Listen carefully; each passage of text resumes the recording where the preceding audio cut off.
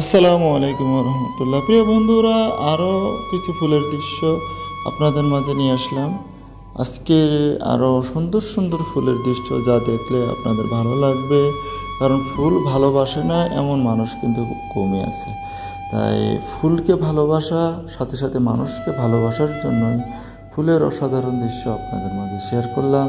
দেখতে থাকুন, ভালো লাগবে ইনশাল্লাহ। আসসালামু আলাইকুম।